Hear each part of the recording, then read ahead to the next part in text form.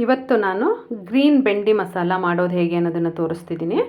ಮಾಡೋದು ತುಂಬಾ ಸುಲಭ, ರುಚಿ ಮಾತ್ರ ಅದ್ಭುತವಾಗಿರುತ್ತೆ. ಅನ್ನ, ಚಪಾತಿ, ದೋಸೆ ಯಾವುದಕ್ಕೆ ಬೇಕಾದರೂ ಇದನ್ನು ನಾವು ಸೈಡ್ ಡಿಶ್ ಥರ ಉಪಯೋಗಿಸ್ಕೊಳ್ಬೋದು.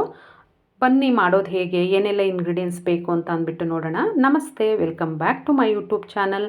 ಯಾರೆಲ್ಲ ಹೊಸದಾಗಿ ನನ್ನ ಚಾನಲ್ನ ನೋಡ್ತಾ ಇದ್ದೀರಾ ಸಬ್ಸ್ಕ್ರೈಬ್ ಮಾಡ್ಕೊಂಡು ನೋಡ್ತಿದ್ದೀರಲ್ಲ, ನಾನಿಲ್ಲಿ ಎಳೆದಾಗಿರ್ತಕ್ಕಂಥ ಬೆಂಡೆಕಾಯಿನ ಉಪಯೋಗಿಸ್ಕೊಳ್ತಾ ಇದ್ದೀನಿ. ನೋಡ್ತಿರ್ಬೋದು, ಈ ಥರ ಮುರಿದಾಗದು ಪಟ್ ಅಂತ ಒಂದೇ ಸಲ ಮುರಿಯೋಕ್ಕೆ ಬಂದರೆ ಎಳೆದಾಗಿದೆ ಅಂತ ಹೇಳಿ.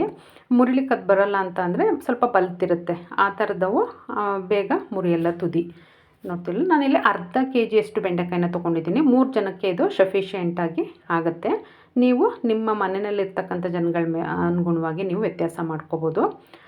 ಆಮೇಲೆ ಇದು ಹುರಿದ ಮೇಲೆ ಸ್ವಲ್ಪ ಕಡಿಮೆನೂ ಆಗುತ್ತೆ ಬೆಂಡೆಕಾಯಿ.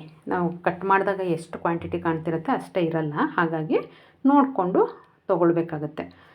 ಬೆಂಡೆಕಾಯಿನ ತೊಳೆದು ಒರೆಸಿಟ್ಕೊಂಡಿದ್ದೀನಿ. ಈ ಥರ ನೀಟಾಗಿ ಸಣ್ಣ ಸಣ್ಣದಾಗಿ ಹೆಚ್ಚಿ ಇಟ್ಕೊಳ್ಬೇಕಾಗತ್ತೆ. ನೋಡ್ತಿದ್ದೀರಲ್ಲ, ಹಾಗೆಯೇ ಇದನ್ನು ಎರಡೂ ಸೈಡನ್ನು ಹೆಚ್ಚಾದಮೇಲೆ ನೋಡಬೇಕು. ಹುಳು ಏನಾದರೂ ಬಂದಿದ್ದರೆ ಗೊತ್ತಾಗುತ್ತೆ, ಕೆಟ್ಟೋಗಿದ್ರೆಲ್ಲ ಗೊತ್ತಾಗಲ್ಲ ಬೆಂಡೆಕಾಯಿ, ಹಾಗಾಗಿ ಹಾಳಾಗಿರೋದು ಗೊತ್ತಾಗುತ್ತೆ ಈ ಟೈಮಲ್ಲಿ. ನೋಡ್ತಿದ್ದೀರಲ್ಲ, ಎಲ್ಲವೂ ಚೆನ್ನಾಗಿದೆ, ಹಾಗೆ ಫ್ರೆಶ್ ಆಗಿರ್ತಕ್ಕಂಥ ಎಳೆ ಬೆಂಡೆಕಾಯಿ ಇದು. ಬನ್ನಿ ಮಾಡೋದು ಹೇಗೆ ಅಂತ ಅಂದ್ಬಿಟ್ಟು ನೋಡೋಣ. ಮೊದಲಿಗೆ ಸ್ಟವ್ ಮೇಲೆ ಒಂದು ಬಾಣಲೆ ಇಟ್ಕೊಂಡು ಒಂದು 2 ರಿಂದ 3 ಸ್ಪೂನಷ್ಟು ಎಣ್ಣೆನ ಹಾಕ್ಕೊಳ್ತಿದ್ದೀನಿ ಹುರಿಲಿಕ್ಕೆ.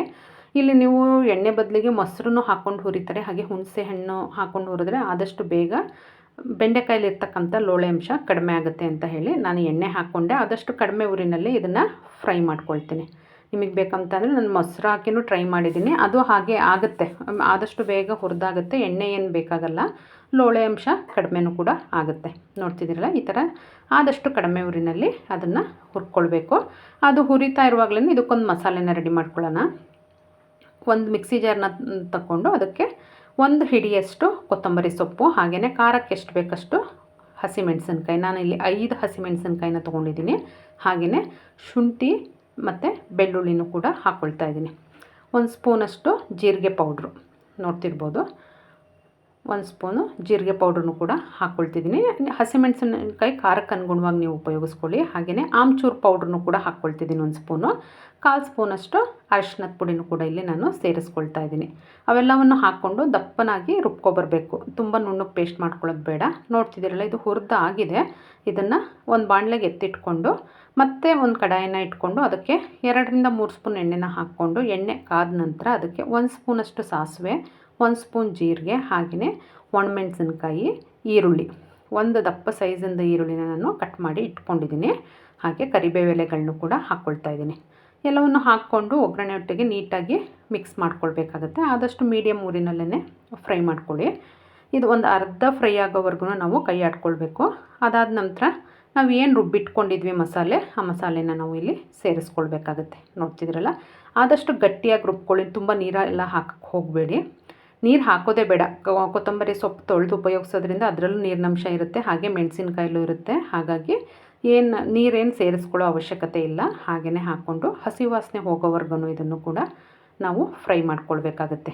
ಈರುಳ್ಳಿ ಹಾಗೆ ಮಸಾಲೆ ಎಲ್ಲವನ್ನು ನೀಟಾಗಿ 1 ರಿಂದ 2 ನಿಮಿಷ ಫ್ರೈ ಮಾಡ್ಕೊಂಡ್ವಿ ಅಂದರೆ ಹಸಿ ವಾಸನೆ ಹೋಗುತ್ತೆ. ಇಲ್ಲಿ ನಾನು ಮಿಕ್ಸಿ ಜಾರ್ನ ತೊಳೆದು ಸ್ವಲ್ಪ ನೀರನ್ನ ಇಲ್ಲಿ ಹಾಕ್ಕೊಳ್ತಾ ಇದ್ದೀನಿ. ಇಲ್ಲಿ ಎಣ್ಣೆ ಜಾಸ್ತಿ ಉಪಯೋಗಿಸಿದ್ರೆ ನೀರು ಹಾಕ್ಕೊಳ್ಳೋ ಅವಶ್ಯಕತೆ ಇಲ್ಲ. ನಾನು ಎಣ್ಣೆ ಕಡಿಮೆ ಹಾಕ್ಕೊಂಡಿರೋದ್ರಿಂದ ನೀರನ್ನು ಹಾಕ್ಕೊಂಡಿದ್ದೀನಿ. ಒಂದು ಚಿಕ್ಕ ಲೋಟದಲ್ಲಿ ಒಂದು ಅರ್ಧ ಲೋಟದಷ್ಟು ನೀರನ್ನ ಉಪಯೋಗಿಸ್ಕೊಂಡಿದ್ದೀನಿ. ಇದು ನೀಟಾಗಿ 1 ರಿಂದ 2 ನಿಮಿಷ ಬೆಂದಿದೆ ಅಂತ ಅಂದರೆ ಹಸಿ ವಾಸನೆ ಎಲ್ಲ ಹೋಗುತ್ತೆ. ನೋಡ್ತಿದ್ದೀರಲ್ಲ, ಇದಕ್ಕೆ ಹುರಿದಿಟ್ಕೊಂಡಿರ್ತಕ್ಕಂಥ ಬೆಂಡೆಕಾಯಿನ ನಾವಿಲ್ಲಿ ಸೇರಿಸ್ಕೊಳ್ಳೋಣ. ಬೆಂಡೆಕಾಯಿನ ಸೇರಿಸ್ಕೊಂಡು ನೀಟಾಗಿ ಮಸಾಲೆಯೊಟ್ಟಿಗೆ ಮಿಕ್ಸ್ ಮಾಡ್ಕೊಳ್ಬೇಕು. ಎಲ್ಲವೂ ಬೆಂಡೆಕಾಯಿಗೆ ಹಿಡಿಯೋ ಥರ ನೀಟಾಗಿ ಮಿಕ್ಸ್ ಮಾಡ್ಕೊಳ್ಬೇಕಾಗತ್ತೆ. ಇದು ಮಾಡುವಾಗಲೇ ಒಂದು ಒಳ್ಳೆ ಪರಿಮಳ ಬರುತ್ತೆ, ತುಂಬ ಅಂದರೆ ತುಂಬ ರುಚಿಯಾಗಿರುತ್ತೆ. ಟೇಸ್ಟ್ ಕೂಡ ತುಂಬ ಡಿಫ್ರೆಂಟಾಗಿರುತ್ತೆ.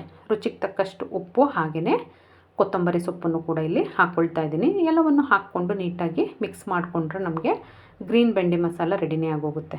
ನೋಡ್ತಿದ್ದೀರಲ್ಲ, ನೀವು ನಿಂಬೆಹಣ್ಣು ಹುಳಿಗೆ ನಿಂಬೆಹಣ್ಣು ಉಪಯೋಗಿಸೋದಾದರೆ ಈ ಟೈಮಲ್ಲಿ ಹಾಕ್ಕೋಬೋದು, ಅಥವಾ ಹುಣಸೆ ಹಣ್ಣು ಪೇಸ್ಟ್ ಆದ್ರೂ ಹಾಕ್ಕೋಬೋದು.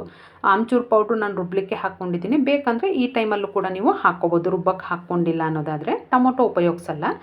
ನಿಂಬೆಹಣ್ಣು ಅಥವಾ ಆಮ್ಚೂರು ಪೌಡ್ರು ಇಲ್ಲ ಹುಣಸೆ ಹಣ್ಣಿನ ಪೇಸ್ಟ್ ಒಂದು ಅರ್ಧ ಸ್ಪೂನಷ್ಟು ಹಾಕ್ಕೊಂಡ್ರೆ ಆಗುತ್ತೆ. ನೋಡಿದ್ರಲ್ಲ ನಮಗೆ ಗ್ರೀನ್ ಬೆಂಡಿ ಮಸಾಲ ರೆಡಿಯಾಗಿದೆ. ನಾನು ಚಪಾತಿಗೆ ಇದನ್ನು ಮಾಡ್ಕೊಂಡಿದ್ದೀನಿ, ನೋಡ್ತಿದ್ದೀರಲ್ಲ. ತುಂಬ ಅಂದರೆ ತುಂಬ ರುಚಿಯಾಗಿರುತ್ತೆ. ದೊಡ್ಡವ್ರಿಗೆ ಚಿಕ್ಕವ್ರಿಗೆ ಎಲ್ರಿಗೂ ಇಷ್ಟ ಆಗುವಂಥ ಒಂದು ರೆಸಿಪಿ ಇದು. ಮನೆಯಲ್ಲಿ ಟ್ರೈ ಮಾಡಿ ಹೇಗೆ ಬಂತು ಅಂತ ಅಂದ್ಬಿಟ್ಟು ಕಮೆಂಟ್ ಮುಖಾಂತರ ತಿಳಿಸಿ. ಯಾರೆಲ್ಲ ಹೊಸದಾಗಿ ಚಾನಲ್ನ ನೋಡ್ತಾ ಇದ್ದೀರಾ ಸಬ್ಸ್ಕ್ರೈಬ್ ಮಾಡ್ಕೊಂಡು ನೋಡಿ.